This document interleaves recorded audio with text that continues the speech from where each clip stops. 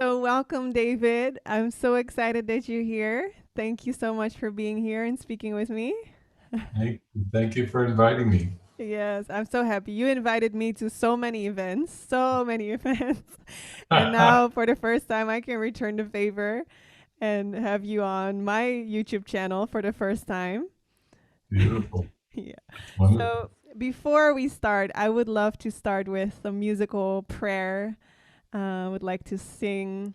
I'm only here to be helpful, truly helpful, just to tune in and feel what wants to be shared and and said. Yeah, So let's beautiful. join, tune in.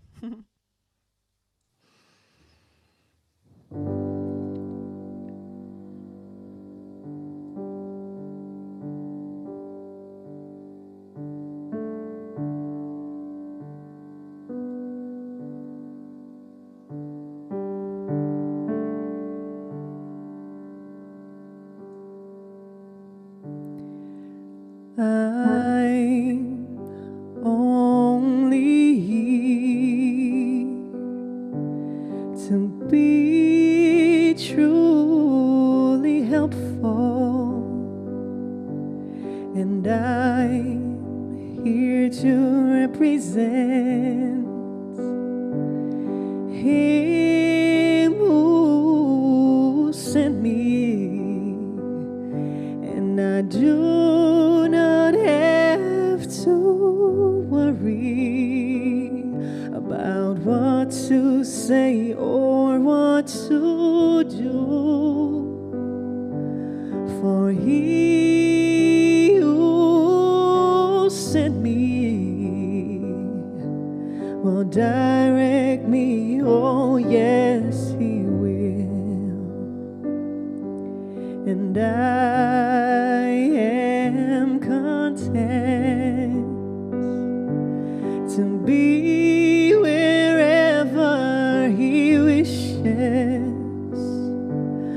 knowing He goes there with me. Oh yes, He will. And I do not have to worry about what to say or what to do, for He who sent me will direct me. Oh yes, He will. And I will be healed as I let Him teach me to heal. I will be healed as I let Him teach me to heal.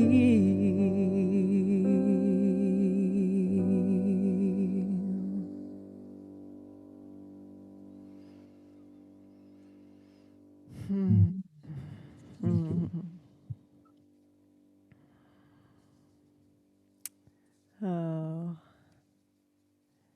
so again, welcome. Welcome, David, and welcome to everyone that is listening and watching.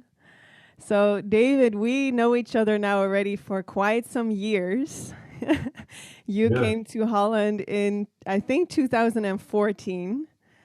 And it was just after people who know me know this, that in 2014, just in 2 weeks, a lot of songs just started to pour through me with lyrics all coming from A Course in Miracles. And when these songs came through, I had no idea what to do with them. I never sang about God, still had a big concept of being the pop singer on the rise to, stardom and fame. And shortly after you came to Holland, I remember just writing you a message on Facebook saying, David, this happened. I don't know what to do with it. I know you're a Course in Miracles student. Um, just sharing it with you. And you actually instantly called me even, and you instantly invited me to sing these songs in your event. And this was the first time I shared my songs. And ever since then, you've really been like a big brother to me in this journey of accepting my role as a singer for God, using my voice for the purpose of awakening. So yeah, I'm just so grateful for you and seeing you here. So big warm welcome. Thank you. Yeah, I remember that. I think I was on a tour around 10 countries there in 2014 with some friends, Francis and Jason and Kirsten. And then, yeah, and once we made contact, I said, yeah, maybe you could send a few of these raw songs along on WhatsApp. And then I just put my earbuds in and started listening. And I was telling my friends who were traveling, are you hearing? Here, I'll play it for you. Are you hearing this? And so, yeah, it was so touching. And also, I could feel that it was so innocent that you just started receiving this music and these lyrics, and really we're a bit surprised by it. So I could relate to that because that's how it kind of came to me way back when it did. It was a bit surprising at first, and then we have to open up to it. So that was so beautiful. Yeah. So for people who do not know you yet, David is like, oh man, you call yourself like a modern day mystic. For me, I always say like you're just he's an example of joy in action. Like just what is it? What is a joyful person? What does that look like in everyday life? That's David. But you've traveled all over the world, 44 countries. You've written so many books, all with the base of A Course in Miracles, translated in over 13 languages. And you've just been a beacon of light in so many people's lives. So that's a little bit of background. David has thousands of videos. So if anybody ever has a question on any topic of A Course in Miracles, just type in David Hoffmeister and then your question, and you'll find hundreds of videos on that topic. And you also, I love the way, that David really uses a practical approach of awakening. And you've been using movies as a way to wake up as well for years. And we'll talk a little bit more about that. But first, my first question, I think, is now, like we're in the beginning of 2021 now, and 2020 has been such a crazy year in this dream we call life, this dream of duality, where so much stuff has been just coming up to the surface. And if I'm kind of looking at it like from a bird view perspective of like, what is it for above the battleground? So much stuff has been coming up: systemic racism, sexism, hatred, police brutality. Overall, I think we could say the belief in separation really came and flushed up to the surface, maybe even more so with COVID happening and people even having more time to look at all the stuff that was lingering. So what are your thoughts on that? Is that kind of like what it was for, to have all of that come up now? And what is your take on that?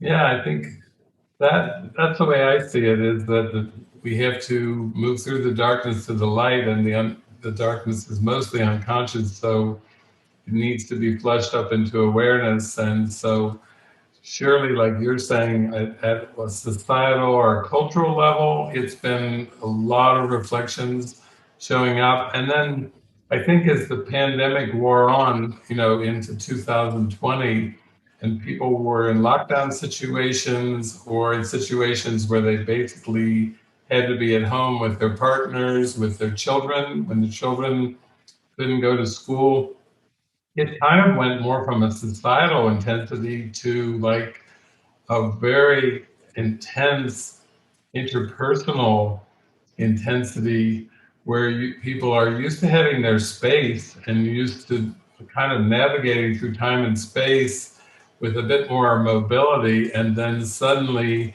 when that was taken away, I think we started to see really months and months of people facing their emotions and facing their way of looking at the world, for some in maybe the first time they've ever done that.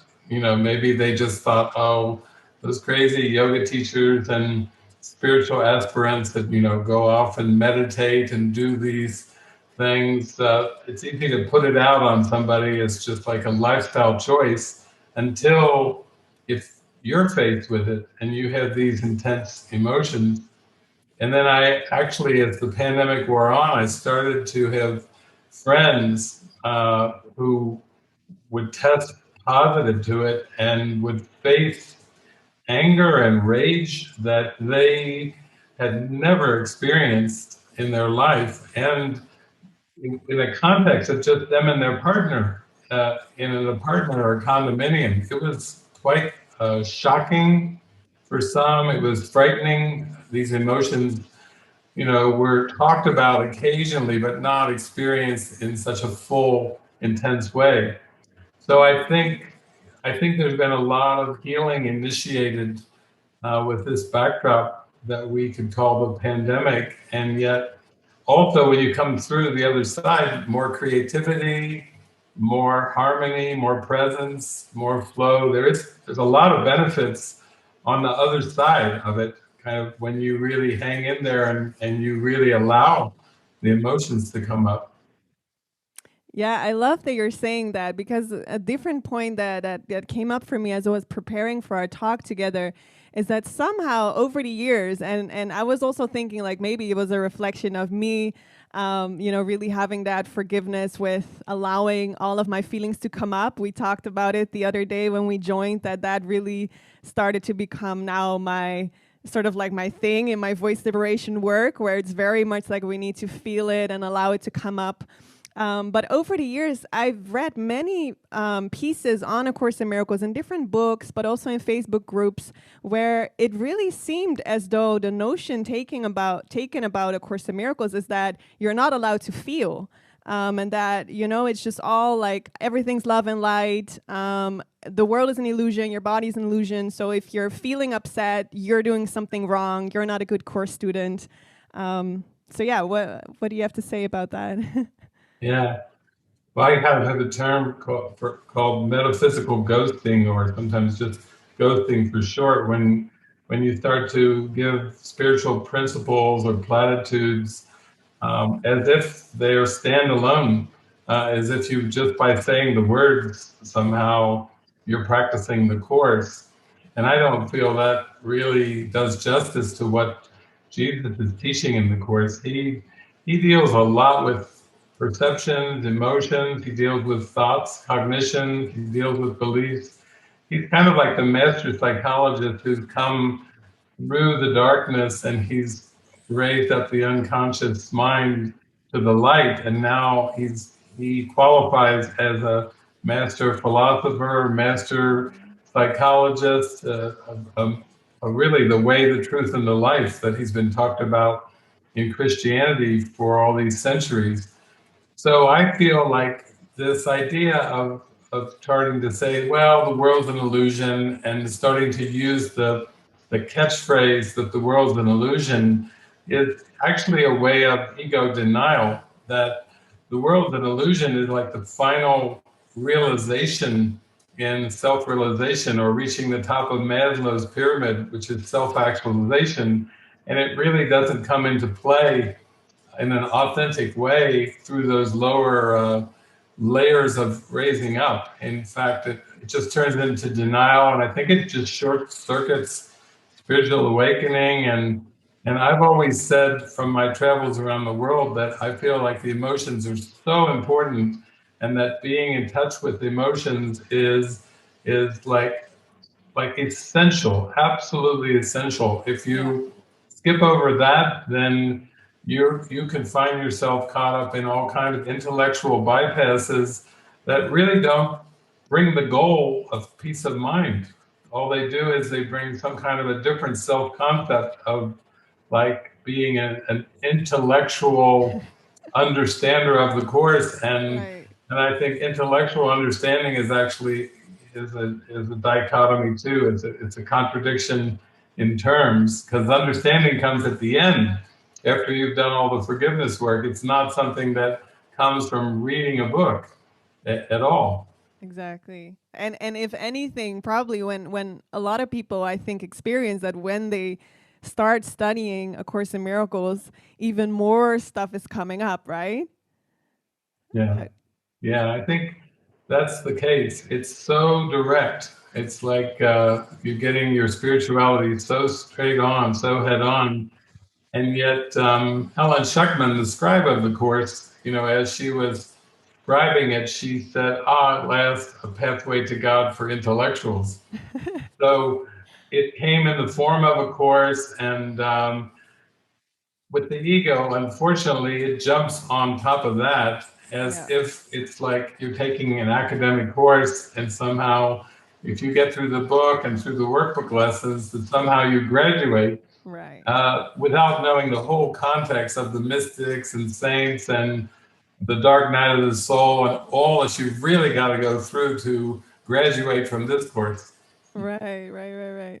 So people now, like what would you say to someone that is really going through that dark night of the soul, that especially now in this time where we still have to social distance, and for a lot of people, there are people that live alone. They haven't hugged for a year. They miss the physical contact. They miss joining with people. They feel alone. They might really be faced with all of that darkness, with that belief in, I'm not good enough, or I'm abandoned, or I'm separated. What would you tell those people? Well, I always encourage people and tell them that all their relationships and really everything they perceive on the news and everything in the world and on the internet is a reflection of consciousness. And we can we can be very practical with that without getting into this it's all an illusion kind of thing and trying to leap over everything else. I think when we start to look at the mirroring that goes on in relationships and as we perceive the world, then it really tells us a lot about what's going on in our consciousness and maybe things that we weren't even aware of. Like there can be huge insights every day.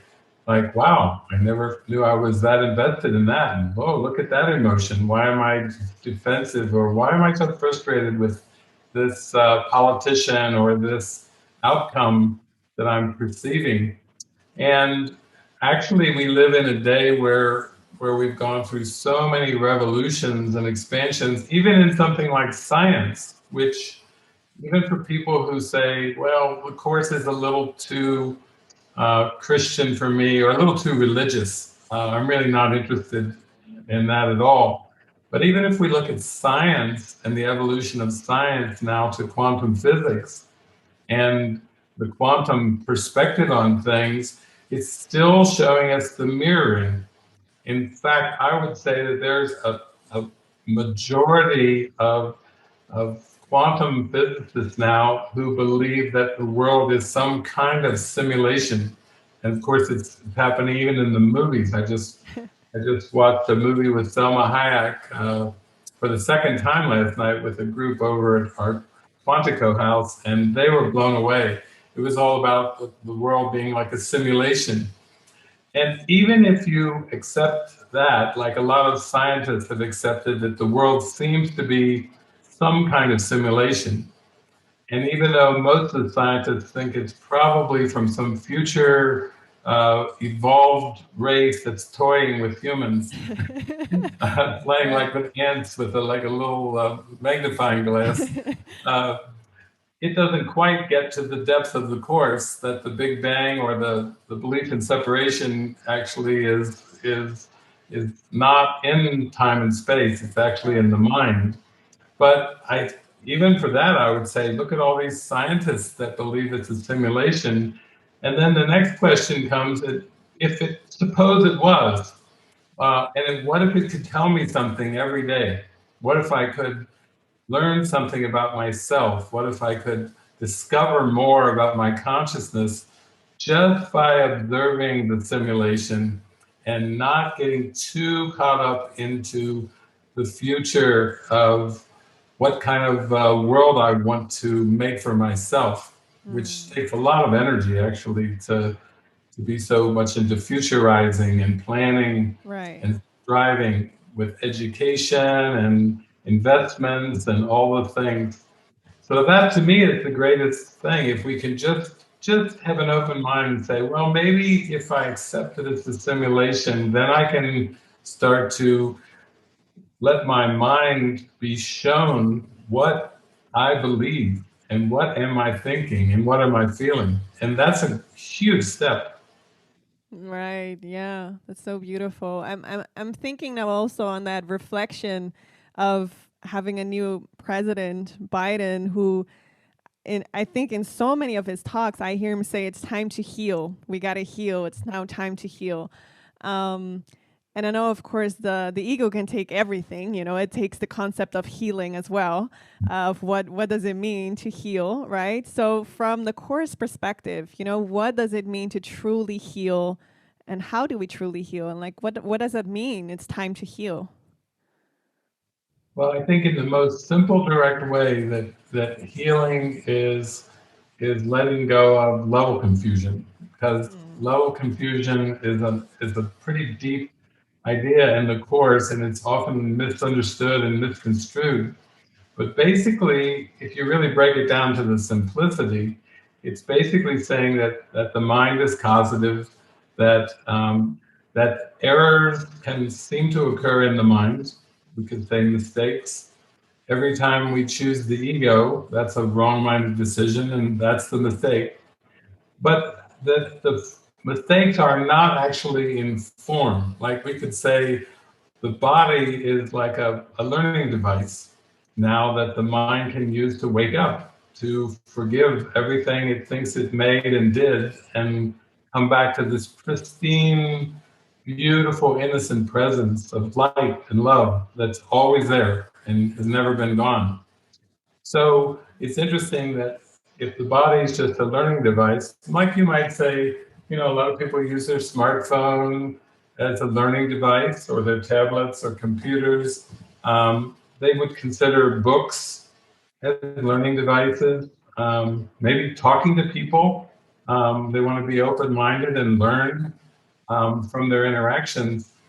But what we learn from the Course is that the mind cannot miscreate in the body, and the body cannot miscreate in the mind. And once you realize that one basic fact, then guilt is gone. Because the belief that the mind can miscreate in the body is where projection comes in. Even when people say, oh, I projected a sore throat, or I projected a stiff back, or I projected fatigue, Right. that's still the belief that the mind can And a lot of miscreate guilt in the comes with body. it too, right? Where people, especially course students or people that are into, you know, the law of attraction, they'll really blame themselves, like, what did I do to cause this? And it's very sort of harsh. Yeah. Yeah, like a metaphysical Nazi, you know, where they Metaphysical just Nazi, yeah. That's a good really one. drill themselves on, Yes. oh, I brought this onto myself and I caused this and so forth. So that would be the belief that the mind can miscreate in the body. And then the belief that the body can miscreate in the mind is basically giving too much importance and causation to the body. Because when we think that bodies can hurt other bodies, certainly in the distorted world, that seems to be possible, but there's a belief in the mind that precedes that. And it's Jesus is saying you're putting too much blame on the body, on behavior. And when we watch the news, of course, when we're reacting and we're yelling back at the screen or saying, you know, this is terrible, get this one out of there, get him taken away and locked up, you know, that's all coming from emotions in the mind that are projected onto the body as if somebody did or said something that's not cool at all. You know, it's not cool in any sense of the word. And that's still giving too much importance to behavior. So what Jesus says in the Course is what you do comes from what you think, and you can change your thoughts. You can change your wrong-minded thoughts, attack thoughts, and grievances to right-minded thoughts with the Holy Spirit. In fact, Jesus even goes on to say that's really the only place that true change is possible. We can try to lose weight. We can try to be more fit. We can try to quit smoking or drinking or doing drugs. But we're really tinkering with effects. The mind is still trying to change the effects and get a better result. And Jesus said that's not going to work. But if you do change your thinking, that will work. And that's why we have to work so much on the thoughts and really look at your beliefs in an honest way. Right. Yeah. And I think with this also, again, there can come this level confusion when people accept this and they're like, okay, everything's in the mind. And then they think, so that means that I can't do, like, it's bad to do anything in the world. It's bad now to go on a diet. It's bad to go to the gym. It's bad to speak up about racism or whatever that I feel inspired and prompted to speak up about. Then it's not spiritual if I go do that. And as if, being a miracle worker is just sitting on a couch all day and again humming, the world is an illusion, the body isn't real. And you're a living proof also of, like, with all of your travels, all of your workshops, even now in the pandemic, you're giving, I don't know how many workshops, retreats. Every time I'm seeing a new retreat from you, a new workshop, a new movie gathering. And also, like, you speak a lot on guidance. I would love to go into that. Like, even with diets, as if that always should be bad. Like, I know you also were guided to go on a liquid diet. So can you go a bit into that, like how, the ego then can come and take that concept again and say, like, okay, now everything you do in the world is bad and you should just, suck on a straw all day and just hum your mantras, Yeah, like, yeah. I think that would be to just lump everything in the world, all behaviors, as equally unreal and therefore not worth doing anything, is another error where it's like you presume that you're in charge of what things mean in form, and just because you can maybe wave a magic wand and say it doesn't mean anything emotionally. If you still feel trapped or frustrated or angry or tired or worrisome, anxiety, that's just another way of intellectualizing the course and defending against the actual transfer of training in the mind by dismissing all kinds of things in the world of form. And I think that's kind of what happened with the course. It came and Helen said, oh, at last, a pathway to God for intellectuals. And because of the title, A Course in Miracles, then what happens is many people, if not most people, just put the book into the category of what they thought a course was. And a course is learned, and you study it and you work the lessons, and then you somehow graduate and you complete the course.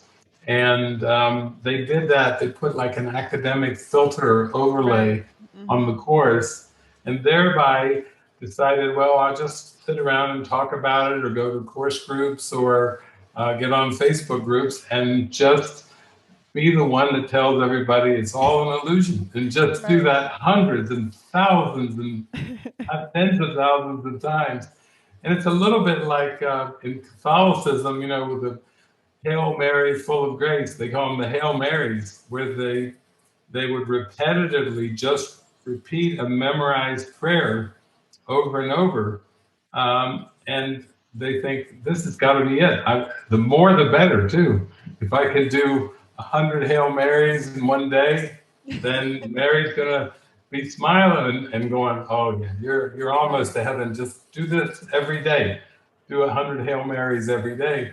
And it puts it into form, and it puts it into ritual, and that does not really show the true meaning of prayer, the prayer of your heart, the prayer of your desire.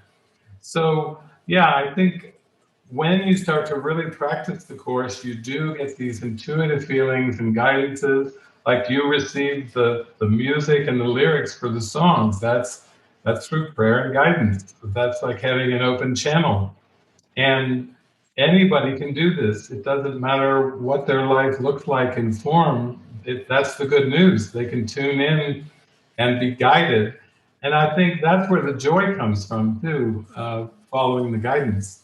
Where you really, first you see that people are getting happy around you, and maybe it's your personality is the last one to really fully embrace all that's come through, because that's usually the last one that has to be forgiven. The one that you've been identified with the longest is Right. the one that you're least likely to forgive and let go of. But I have found there's lots of happiness and joy around me and now in me and through me. So to me, that I can't say enough about guidance and the intuition. I'm always talking about that as if it's like a key to spiritual awakening. Yes, yes, yes, yes, yes. So if people are listening now and they're thinking like, okay, but how? Like maybe if someone never really, thought that they could actually hear guidance for themselves, maybe always seeking outside for maybe going to mediums or, trying to find the answers outside of themselves. Like practical, how can we hear the guidance? And I think also, I hear you say a lot in workshops and things like Jesus told me, and a lot of people might take that on like as if you're really having a phone call with him and you're really hearing his voice very loud coming through the speakers, and they're like, oh, I can't do that, like only David can do that, and I can't hear the spirits, or I can't receive the guidance. So can you speak a bit on that, on like how everyone can practice this, and how can we train our minds to become quiet and hear the guidance? Yeah, well, I think of it as if we're perceiving a world, and let's just say that this world has dreamlike characteristics, that wouldn't it be nice to be able to be reached in any of the dream symbols? So when people say, I can't hear the voice for God, I say, well, journaling's good, or voice liberation's good, or even art. I know there's a lot of people, even like celebrities, who get into painting, like Jim Carrey, and Yeah. really get their emotions out, and I think really get in touch with what's going on in their psyche for him through the art and acting, of course, and the comedy, and in many ways for him. But I feel like we have to take the parameters off and not limit ourselves into the ways that we believe the spirit can reach us. Right. And that's what I did at the beginning. I wasn't hearing a voice at the beginning at all. And yet I could feel things in my heart, like feeling of wanting to be open, and then I would turn the radio on and hear something. Wow, that's synchronistic. That's like the Right. The perfect synchronicities. song or the perfect words. Yeah. And then I would see it on a billboard or a bumper sticker, and I would be in the library and just think, well, I maybe just pop open a book for the fun of it, and my eyes would rest on a line, and I would think, oh my gosh, that's the perfect thing I needed to see. So that's how it started for me, was just starting to be open-minded and willing to be reached by the spirit in any way possible without putting any limits on that. And then I think once you do that, then you become even more willing, and Yeah. you have a deeper prayer for direct answers. And then it starts to become natural that you do feel either feelings or thoughts or words even that are just what you need in a given moment. Mm.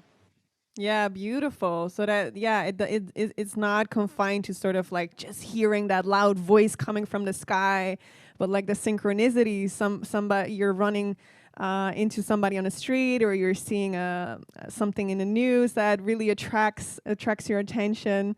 Um, Yeah, and with that also, like again, I'd like to speak on like the pitfalls with this, right? Because also this is something that the ego can hijack and say like, it was my guidance, it was my guidance, my Holy Spirit told me to steal your car, or to burn your house down. It was all in the it was the guidance of the Spirit.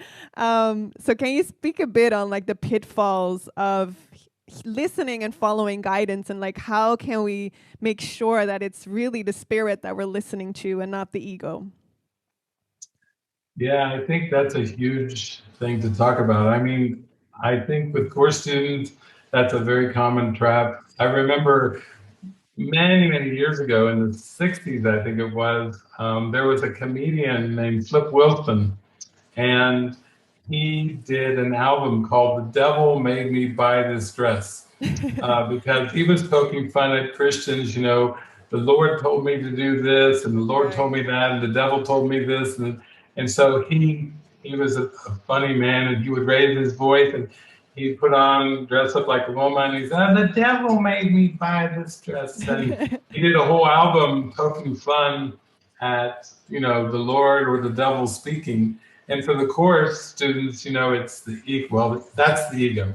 No, that's the ego. That's not guidance. And here's what guidance is, and here's what the Holy Spirit told me. Right. Yet, if you read the Song of Prayer from Jesus, which is this pamphlet that's now included as part of the current Course in Miracles, it basically says that when two people pray together, if they really are attuned and aligned, they will hear the same thing. And if they really are attuned, at the same time. And that's what you would expect if there's just one presence of love, and Right. people had the open-mindedness to be prayer partners for one another, to join openly, not with somebody ahead or somebody behind or teaching or student, but just join as equals with an open heart to call on prayer. And then in the silence, you both kind of open your eyes and smile and say, "Did you just hear what I hear?" And then you share the same thing. There's harmony. It's unified. It's one. It's one guidance. So even though for human beings the Holy Spirit's guidance is highly individualized, so you can't like make a book of, the Holy Spirit always says to do Right. this and never do that. It's still, I feel like I've joined with so many people, and I enjoy praying together with people. I actually feel like everyone I meet is really a prayer partner with me. And even when people try to break it up in all the categories, is that your girlfriend, or is that your student, or is that your teacher, or who is that to you? I just sometimes say, yeah, they're a prayer partner. It always works because it's always when they're prayer partners, there's no problem. They always say, "Oh, that's cool," and then the question's gone. But as soon as you try to answer in terms of the past or some kind of category or whatever, there's usually 100 more questions after that. So I feel like I'm just trying to share with everybody, we're all prayer partners, and we need to just get into the habit of praying together and asking for what's the highest good for everyone, and following that. So I try to keep it real simple. Oh, that's beautiful. That's beautiful. Yeah, and I think it takes practice and willingness also, because sometimes I think, the spirit, I think the spirit always knows best. But I know that I think a lot of times that I know better, right?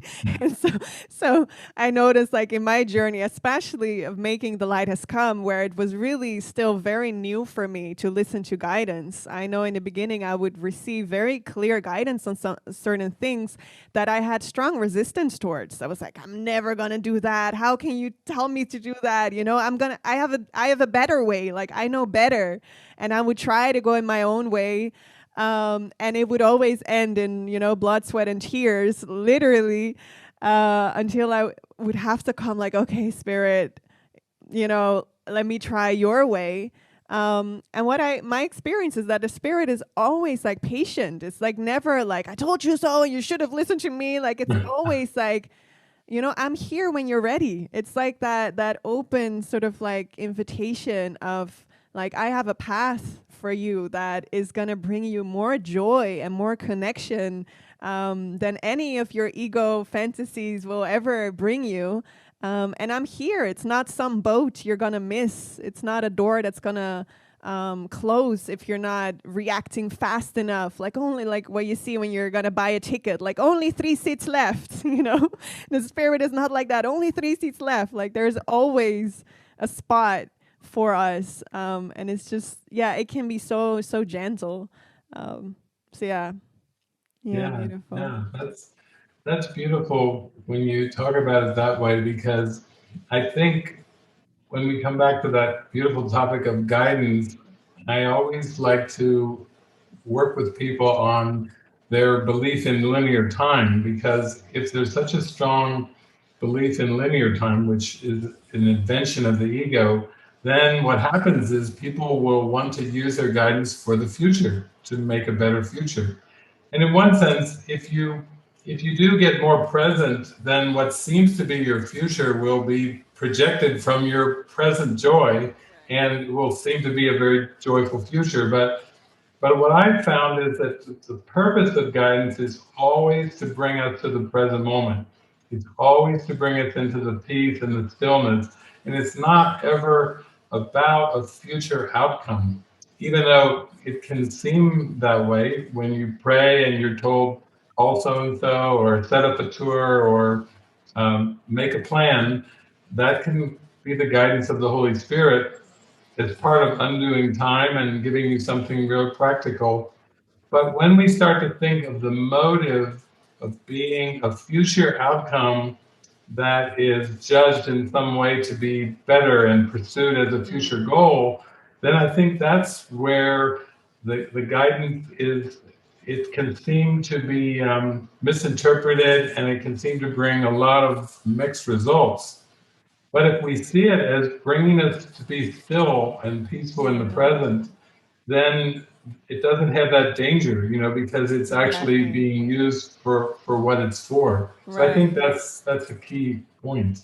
Yeah, because otherwise we're still using like the spirit to like get what we want, right? Like it's still going to be in the future, but now sort of from this sort of like the spirit is gonna get it for us instead of like what I love that the course is constantly pointing to, that it's a journey without distance. You know, that we're already here, we're already complete. That the spirit is really just showing us like who we truly are, and inviting us through everything that we still seem to be doing in the world to actually accept that, to accept the atonement, to accept that who we truly are is pure innocence, and is still as God created us.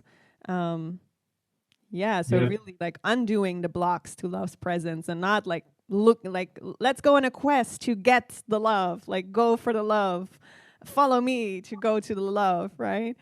yeah, Um, yeah. That idea of trying to manifest better life, even instead of using like education and degrees and things like that, which is pretty common in the ego's plan, but then starting to try to use God or Spirit or even Jesus as like the major manifester right. to bring about changes. But Jesus tells us in the Song of Prayer that whenever you pray for specifics, you're actually believing already that you know what the specifics are that would be good in your life. And he does tell us in the early part of the workbook, he says, in no situation do you perceive your own best interest. That's very humbling. And if we don't perceive our best interest, then why would we think we would know what to manifest in the future? So I like to think of it more as just praying for guidance and harmony. Show me right now what I need to see right now. And that's the way I've used the Course and lived my life. I really didn't have any ambitions when I first got the Course um, to do anything on a global scale or have any kind of an impact even. I wanted to bring peace, and I would love to see a harmonious world. I wanted that. But I would just pray and just be very content with what the Spirit would tell me without thinking of anything like a future goal. So I find that that's opposite of the way that the way of upward mobility is kind of described in terms of the world. You get the good education, you develop the skills, you get the money and the resources, you apply the money and the resources towards some kind of future vision, not the vision of Christ, which is present, but some kind of a fantasy vision of in the future. And then you work hard to apply all those things towards this future outcome. We'll call it a fantasy outcome. And I just wasn't interested in that. So that lots of things had come to me, and I know we were talking the other day to you as well, just come effortlessly, easily, without like a personal kind of effort, but just I think through an acceptance. And that's the way my whole life's gone. So I don't look back and think, well, I'm glad I did this and I did this well, and that allowed this to happen. As Exactly. if David did anything. It's just like the Spirit is always showing us how to see the world in a new way, and we're not really attached to the outcome. So even when the pandemic came, I had my friend Maria Felipe, I did, she's a friend of yours too, I did a thing with her on her Happy TV, and she was like, so how's it going? Do you even see the world is any different now during the pandemic? And I said, well, not really. It doesn't feel different to me. And she's like, fascinating. So then we explore what that happiness is that's not circumstance dependent. And yeah, that seems to be the way.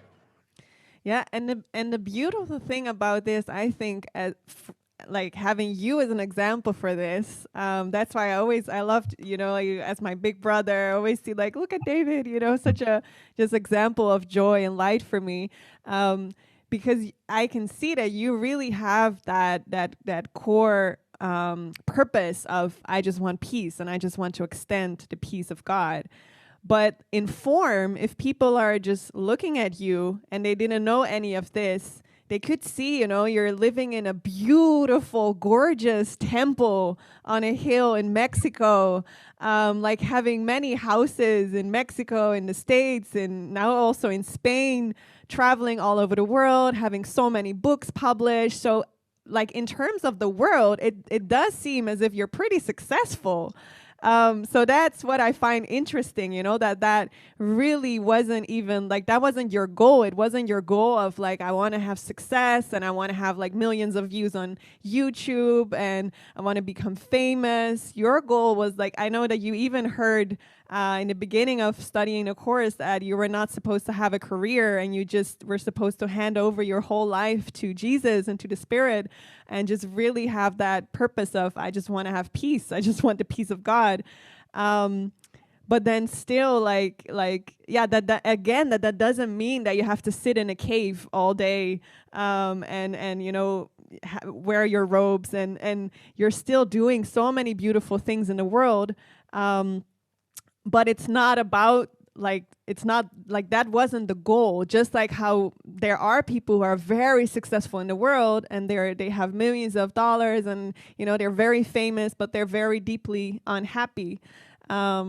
Right? So I think, you're just such a beautiful example of having that purpose first. And then, life is just for you, like just I think a reflection of that abundant state of mind.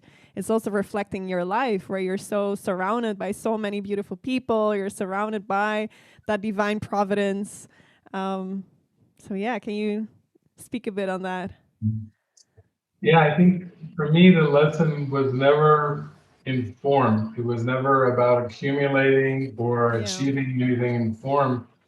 And I remember many years ago when I was living a very simple life and I hardly had any money at all in a bank account and really staying with my parents or staying with a friend, nothing to what the world would call success. I was on a 0.0 marker. And I was watching Gandhi, and he was in South Africa, and he was building an ashram. And the American reporter, journalist, looked at the ashram as it's being built and all the people working on it, and turned to Gandhi. He was just walking with Gandhi, and he said, "No, Mr. Gandhi, you're quite an ambitious fellow, as he points to the ashram being built. And Gandhi said, I hope not. And I was like, I hope not. I had to positively go back with, what did the American say? I thought the American was giving him a compliment. You know, you're quite an ambitious fellow. And he said, I hope not. So I was drawn actually to Gandhi in his simplicity. I was drawn to Mother Teresa, St. Francis, Jesus, and the apostles. I like the idea of being able to be in tune with God, but not looking to try to make the form be a certain way to collect something. And so early on, I started reading the Course, and the Course said ownership is a dangerous concept if left to you. So Jesus was implying it's not like if you own a car or something that you're a sinner. He's basically saying it's a dangerous concept if you think of your identity in terms of owning people, owning companies, owning partnerships, or owning anything, then you're walking on dangerous ground because the ego's motive is getting. And if you put that ownership with the getting, which is common in the world, then you're going to be successful and abundant.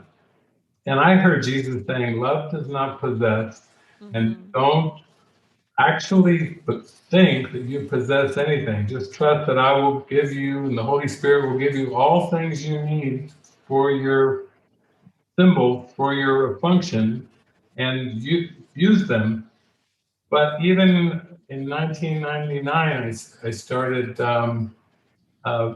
maybe it was, 1999, I started getting the guidance to have a nonprofit. It wasn't even through David. It was actually a friend of mine coming to me and saying, you're going to be traveling the world and doing things. I said, really? And he said, believe me, I got the download, and I'm going to set up a nonprofit organization that will help support your travels and teachings.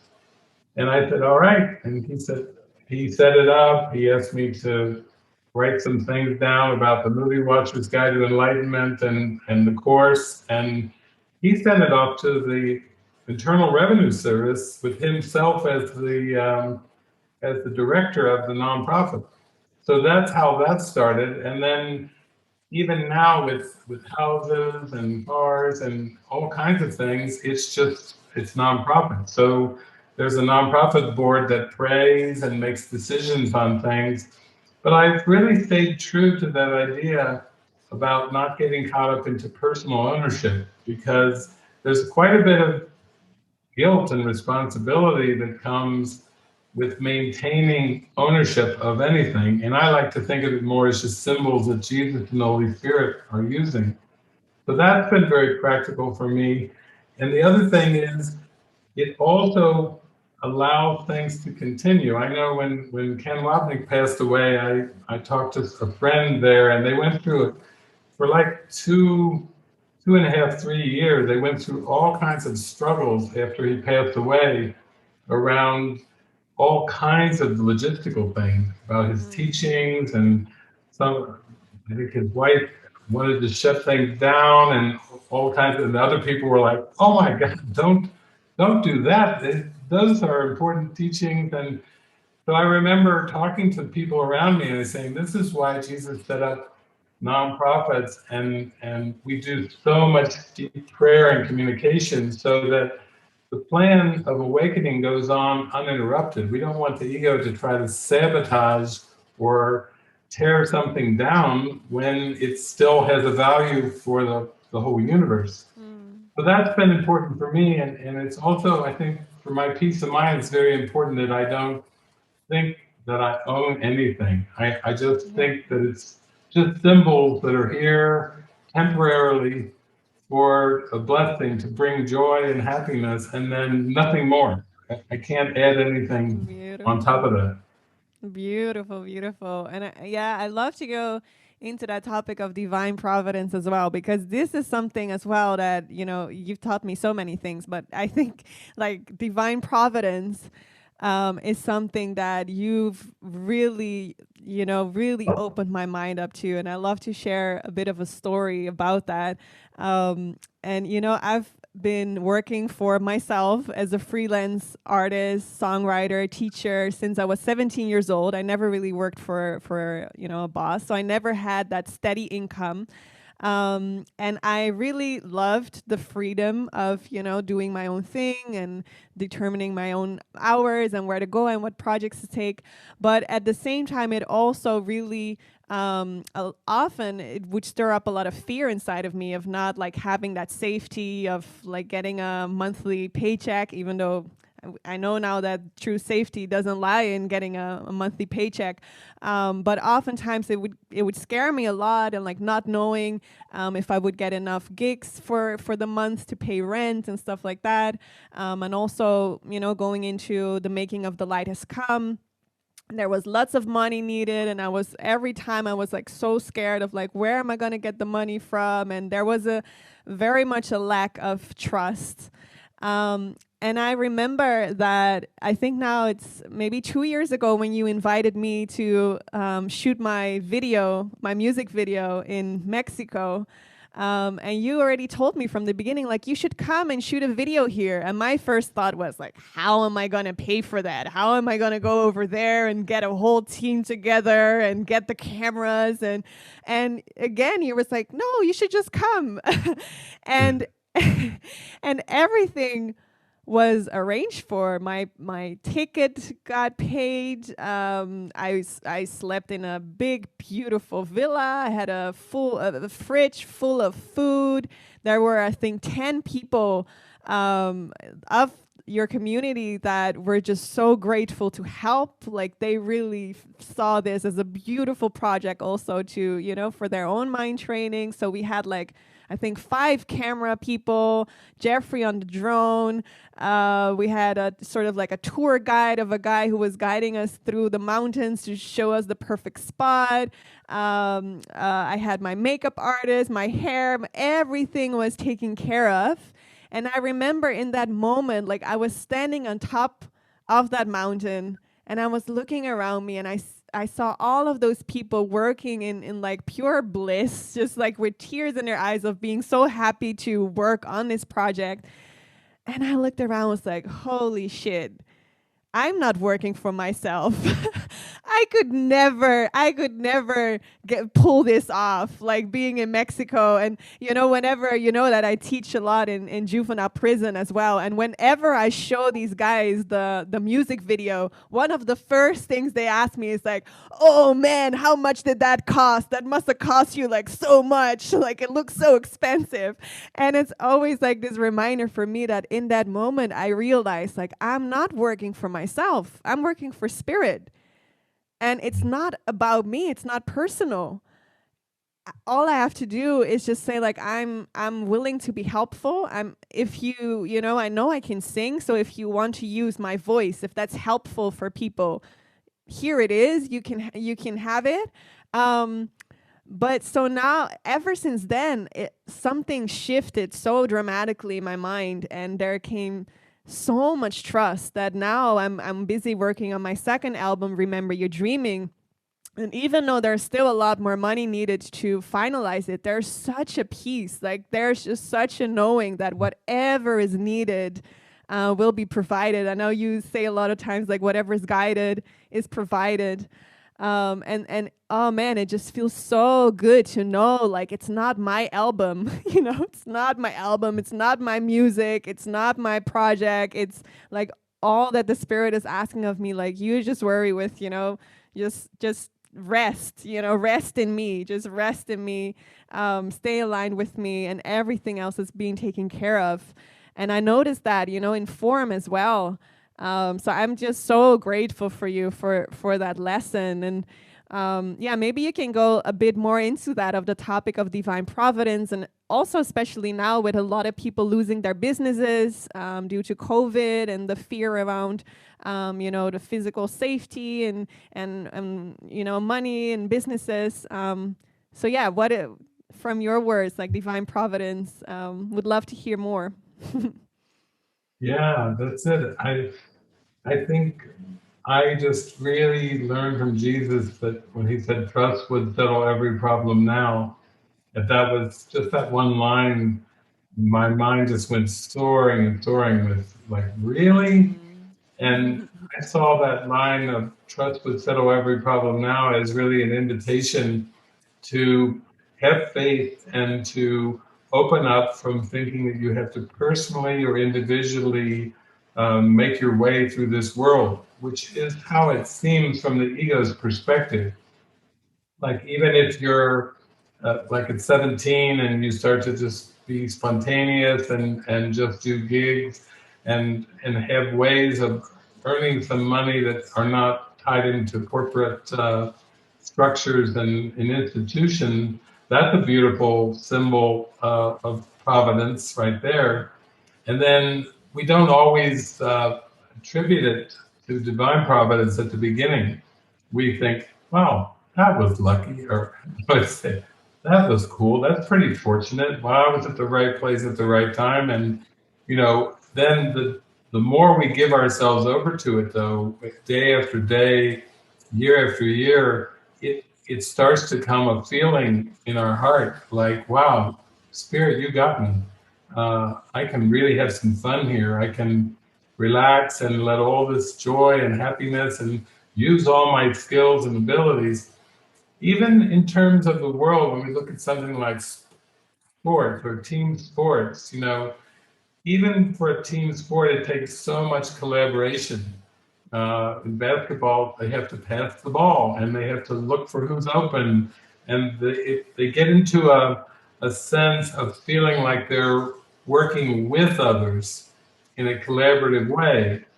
And I think in terms of spirit, that's in place, and also we have a presence that's helping orchestrate everything. Doors open.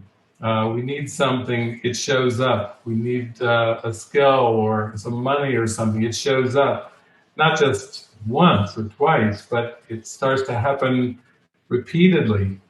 It's very convincing, but it's so a new way of looking at the world. And I know you probably get that sometimes where people say, "Wow, I like your miracle stories, but you're the rarity. Like, that's not the way this world operates." And of course, I used to get that all the time too. But there were those that were tuning in and listening and following along, and after a while, they showed up expecting to be guided, expecting to be provided for, expecting miracles, which Einstein said, you Right. either see everything as a miracle or not. And I just started seeing everything as a miracle.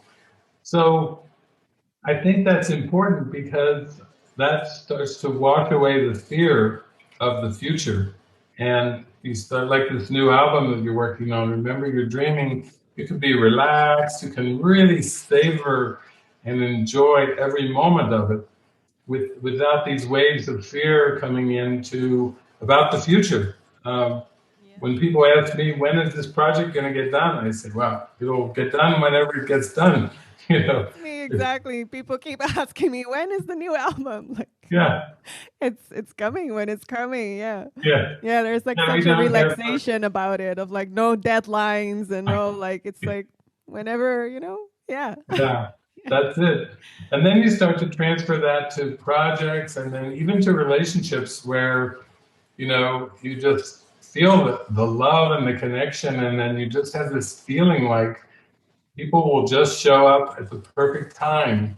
And you don't have to push the river. You don't have to try to judge people or make people behave a certain way. You just can let all things be exactly as they are. And to me, that's the highest state of mind you can have. It's a state of acceptance where you just let all things be exactly as they are. It's very peaceful. And people say, well, it doesn't sound very goal oriented. And I say, well, the present moment is the goal. It's not a timeline kind of pressure. It's just relaxing into the moment. So I know you've experienced that, and it does draw you. You get drawn deeper into it. Definitely. Yeah, definitely. So I think we're at our last part because this feels very good. And I ask you what song you would like me to sing for you. And you chosen the song God is the Love in Which I Forgive.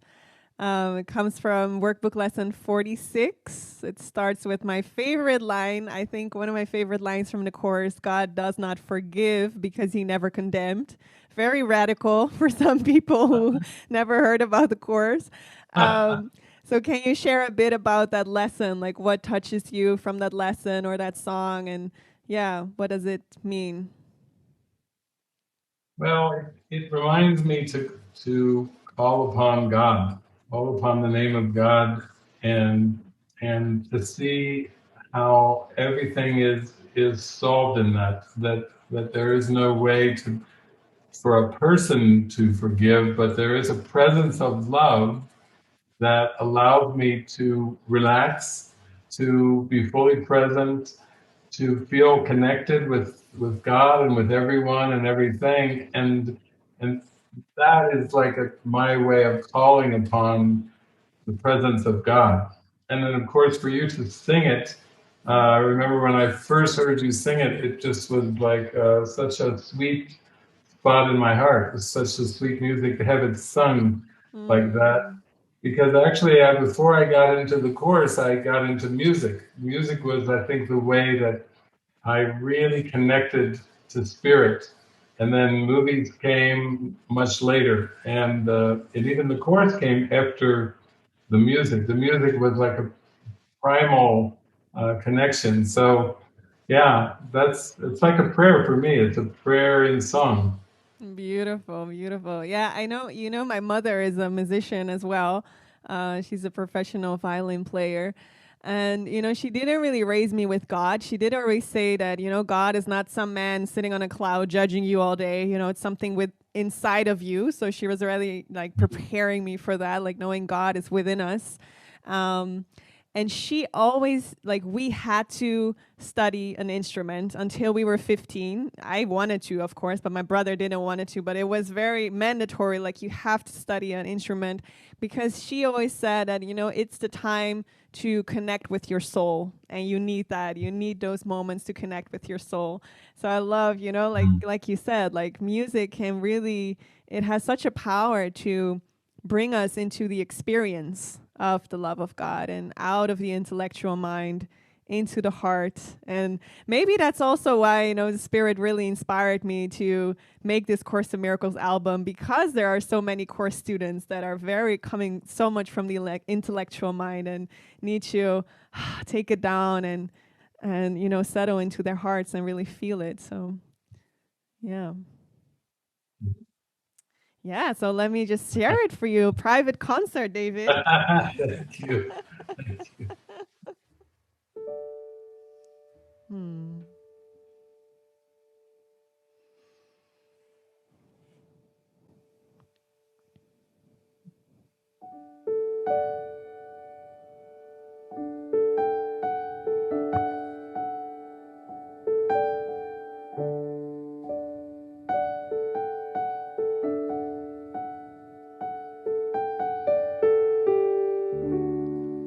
God doesn't forgive, for he has never condemned. Forgiveness is the great need of this world, but that's because it is a world of illusions. Fear condemns and love forgives. It undoes what fear has produced. Returning the mind to God.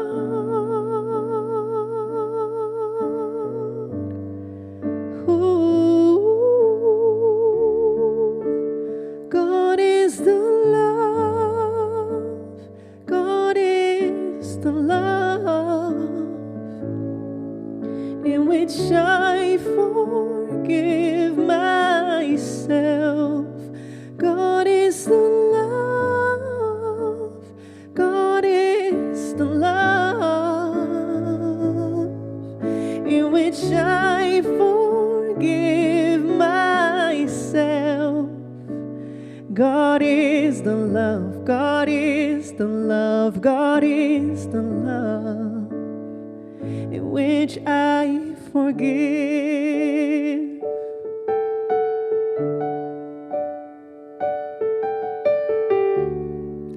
No fear is possible in a mind beloved of God. There's no need to attack, 'cause love is forgiving me. Forgiveness is the means by which I will recognize my innocence.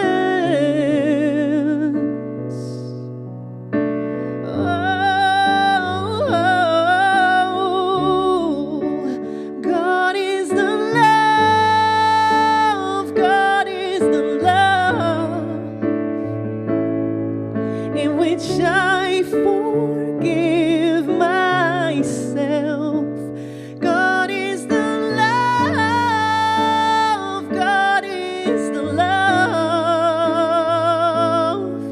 in which I forgive myself. God is the love, God is the love, God is the love in which I forgiveness is reflecting God's love on earth. It will bring us near enough to heaven. Then the love of God can reach down to me and raise me to my home.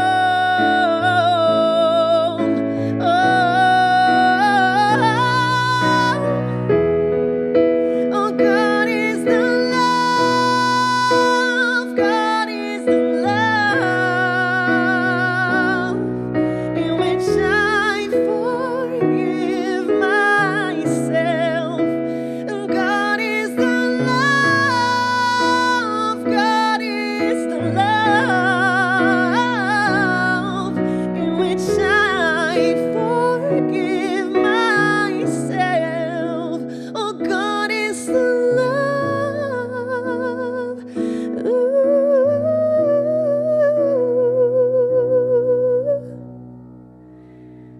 In which I forgive myself.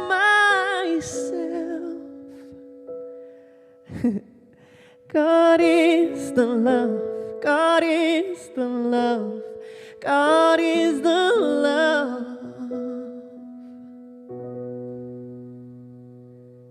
in which I forgive.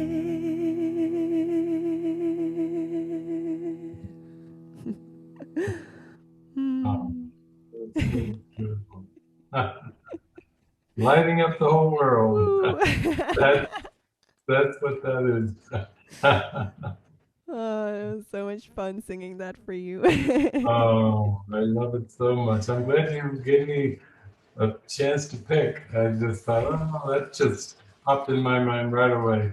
I love our joyful collaborations we've had now over the years. And, you know, it's interesting how there's nothing by accident, too. I think one of those early calls we had, you told me that you had like hitchhiked from from the Netherlands through Europe and through the Middle East and down to South Africa, and right away something just connected in me with that, because I could see that that's like so important in the beginning of divine providence, is to have experiences of being cared for. Yeah, And many people would say that seems like an extreme experience, but actually I think it has served you with the music and your function very well, yeah. because it's like a foundation or a bedrock of trust. Definitely. Yeah, yeah. I know you mentioned that a couple of times, and only later, like when, because of you mentioning it, I started to think about it like, yeah, it really was like a preparation of trust. Because, like hitchhiking, you have no idea who's going to stop. You have some sort of like an end goal. But if you start in the Netherlands, having your end goal being Cape Town by car, That's like crazy. That was like, are you maybe driving towards Cape Town? To Cape Town. Yeah. Not to Belleville. We're going to Belleville. Is that before Cape Town? Yes. Can we maybe drive with you there and then we get another lift to Cape Town? Okay. Really? Okay. Oh, thank you so much. Yay! I want a piece of God, I want a piece of God, I want a piece of God, I want a piece of God, I want a piece of God, I want a piece of God, I want. Yeah, it was like step by step, and every day was again like you don't know who's gonna stop. There were times where I was standing 2 days in the desert and nobody would come, or the car would break down and we had to push through the mud. But I also remember like times especially in the beginning in Germany, where they were driving so fast and like within like there was I think like 240 kilometers an hour or something, and I felt my cheeks going to the back. So we also had the times where all of a sudden we would go really fast and then slow again. So yeah, it was a real practice of surrendering every day to like who's gonna pick me up, knowing that that person has a story, that there's gonna be some sort of like a holy encounter, which we had with everyone that stopped for us. So yeah, definitely it prepared me, because right after I came back, the Course in Miracles song started to pour through. Yeah. Yeah.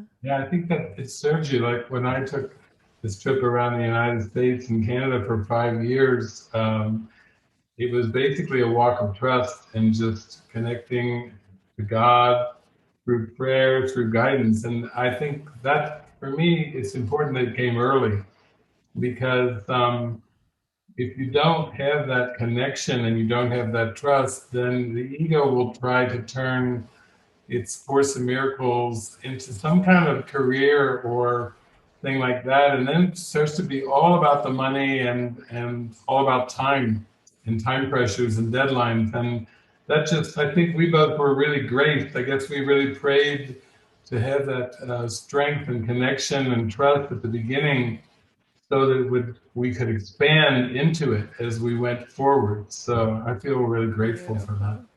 Beautiful. One last thing I want to share for everyone that's listening, because we didn't really get to talk about it. But if people love movies, there is just something, I can't share this enough. I'm always sharing it in WhatsApp groups. And when people are asking about movies, I'm like, do you know about this? Do you know about this? Because David has this platform. If you don't know about it, check it out. It's called Movie Watcher's Guide to Enlightenment. I'll put the link in the description. And it's just this beautiful platform where you use movies to wake up. Another beautiful example of, when people go into sort of like that spiritual ego of like, oh no, I'm so spiritual, I don't watch movies anymore. I'm so spiritual, I don't do any of that.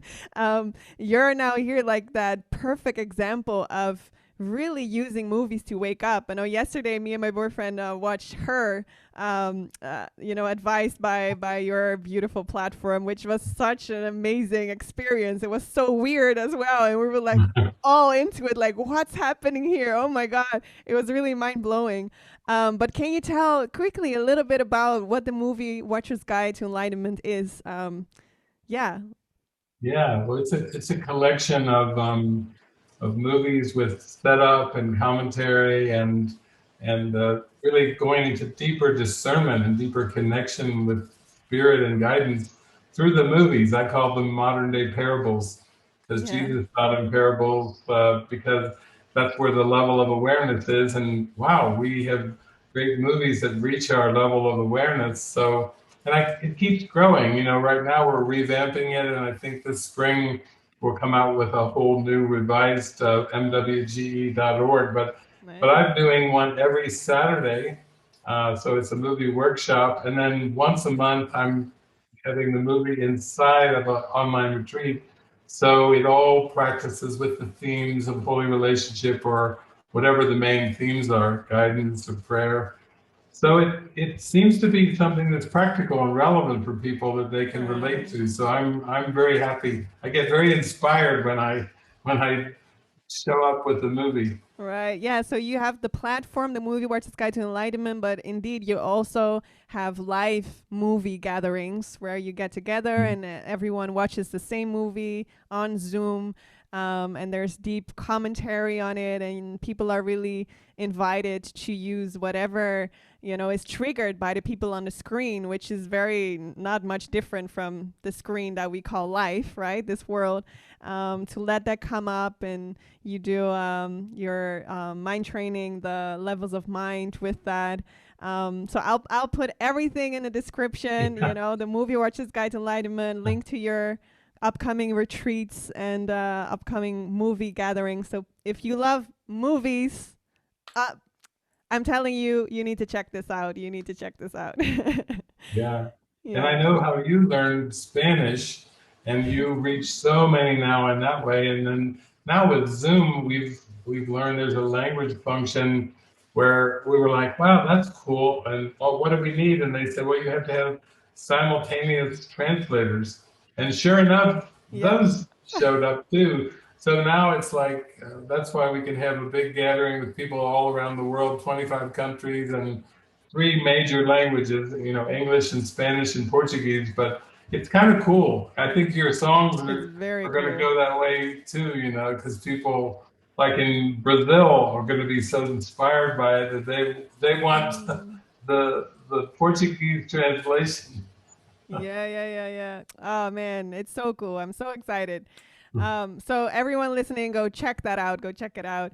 And David, I love you so much. I can't wait to see you again and give you a big, big hug. We'll see when that is in the plan for us. Wishing you a beautiful, beautiful day, and we'll keep in touch. Okay. Much love. Beautiful. Blessings. Thank you so much for watching. I hope you enjoyed this interview. If you did, please give it a thumbs up, and maybe you'd like to share with us your biggest take of this video, or some aha moment, or an inspiring moment, or whatever you want to share. I love reading your comments.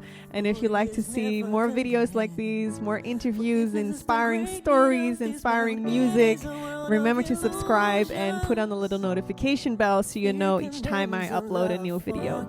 I love you, and I wish you a beautiful day or a beautiful night. Much love.